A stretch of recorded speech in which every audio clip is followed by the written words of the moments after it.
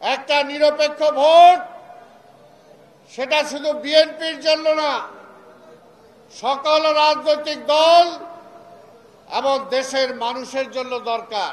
আমাদের আজকের একটাই স্লোগান,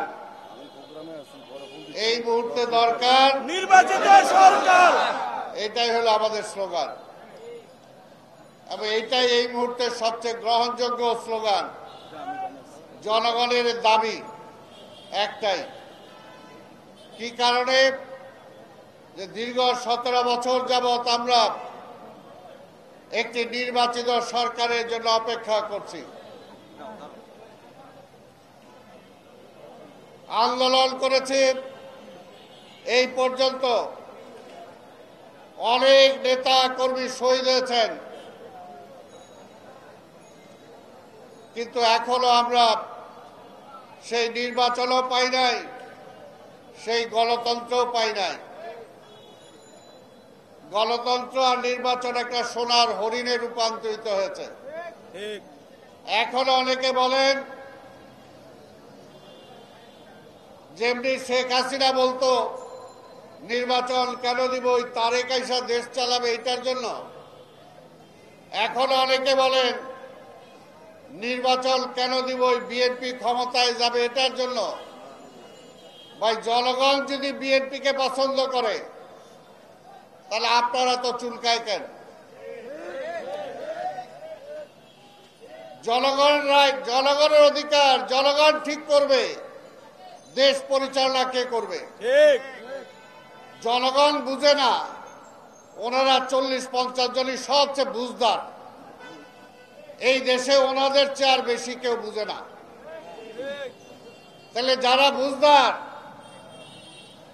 যেদিন ভোট দেয় নাই শেখ হাসিনা, বিনা ভোটে নির্বাচিত ঘোষণা করেছে, তখন তো আমরা আহ্বান জানিয়েছিলাম, তখন তো আপনারা রাস্তায় আসেন নাই।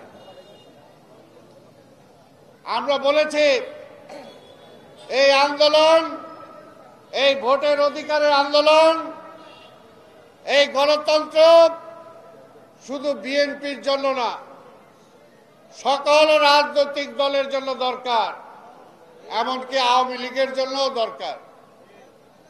একটা নিরপেক্ষ ভোট সেটা শুধু বিএনপির জন্য না, সকল রাজনৈতিক দল এবং দেশের মানুষের জন্য দরকার। তখন তো অনেকে মুখ ডাইনে বায়ে লুকায় আসছিলেন, তাই আমরা বলতে চাই, বিএনপিকে আগেও সমালোচনা করেছেন, এখনো অনেকে করছেন।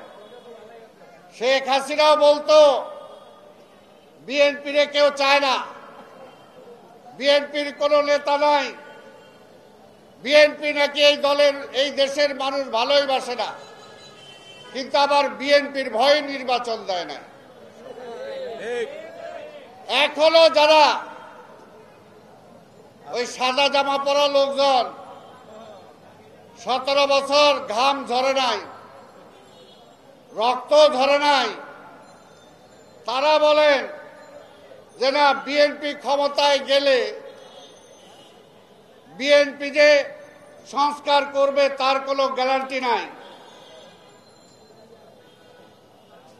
আমরা বলতে চাই, বিএনপি এই দেশে সংস্কার করেছে, আর কোনো বেটা করে নাই। 72 থেকে 75 এই আওয়ামী লীগ দেশটাকে ধ্বংস করে ফেলেছিল। জিয়া রহমান আসার পরে গণতন্ত্র ফিরিয়ে দিয়েছিলেন, এটা কি সংস্কার ছিল না? সংস্কার। ভোটের অধিকার ফিরিয়ে দিয়েছিলেন, এটা কি সংস্কার ছিল না? অবশ্যই সংস্কার। কৃষি বলেন, শিল্প বলেন, বাণিজ্য বলেন, পররাষ্ট্রনীতিতে বলেন, সব কিছুতে তিনি সংস্কার করেছিলেন। তিনি উপমহাদেশের রাজনীতিকে, ওই বড় ভাই যারা মনে করে নিজেদেরকে ভারত, তাদের হাত থেকে সুষমভাবে নিয়ে আসার জন্য তিনি সার্ক গঠন করেছিলেন। এটা কি সংস্কার ছিল না? তিনি ফারাক্কার পানি পাওয়া যায় নাই, সেইখানে জাতিসংঘে তুলেছিলেন, মাওলানা ভাসানীকে দিয়ে ফারাক্কার ওই বলে মিছিল করেছিলেন। এগুলো কি সংস্কার ছিল না? তাই ভাইর আমার, বেগম খালেদা জিয়া, এই যে আজকে সংস্কারের কথা বলা হয়, তত্ত্বাবধায়ক সরকারের কথা বলা হয়,